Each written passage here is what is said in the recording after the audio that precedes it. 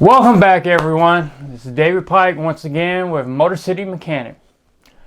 Today we're going to do a video on replacing the radiator on a 2007 all the way up to 2014 Jeep Wrangler.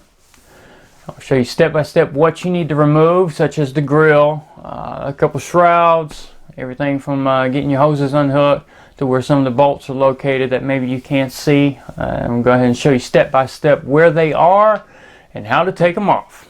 That's what I'm here for, to inform you.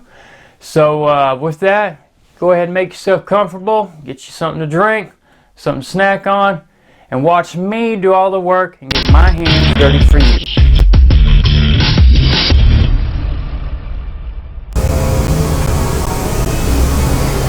So in order to get the grill off, what we got to do, we've got to remove a total of 6 plastic fasteners.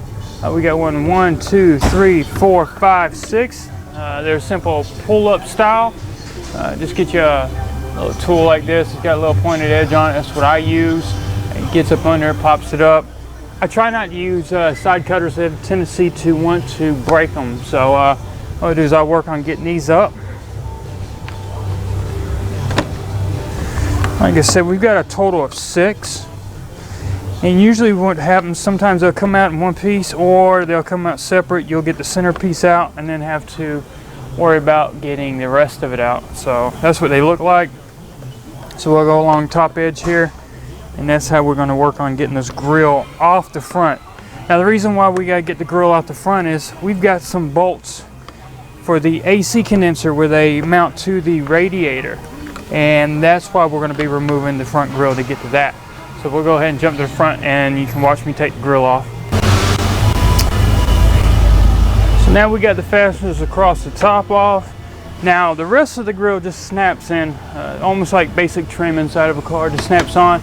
Now we do still got our turn signals that are hooked up to it. Now we will have to disconnect those.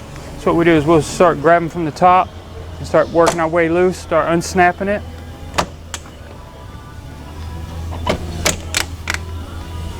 Just grab it along the side and slowly work it.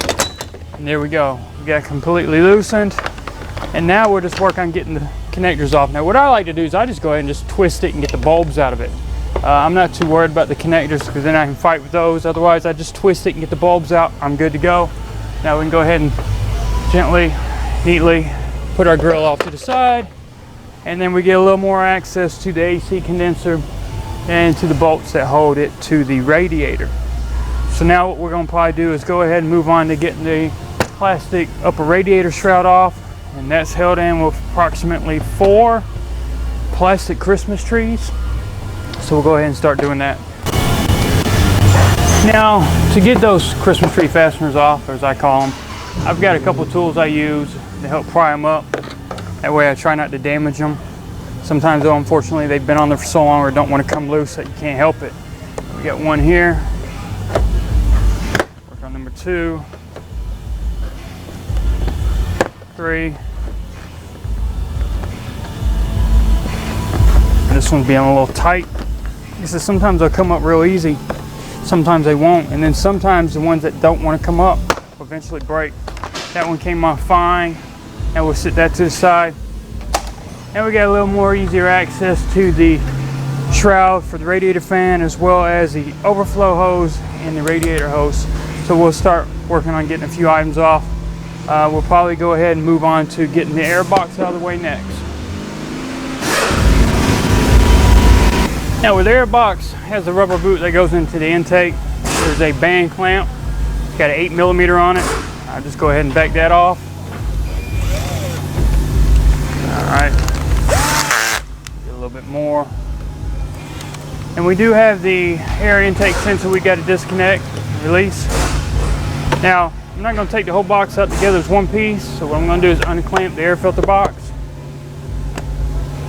It's got 4 clamps and it's got a hose right here that leads up to the valve cover on the passenger side. I'll go ahead and work on getting this off, sit it to the side. Now we can get the air filter out. Go ahead and inspect that, see if it's needed as well.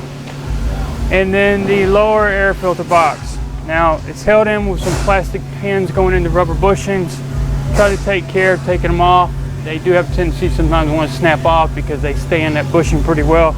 But I try to work it off in some corners the best I can. There we go. Here are those plastic pins I was telling you about. And the rubber bushings are mounted into the plastic housing right here. So now what we're going to do, we're going to work on getting the overflow bottle off.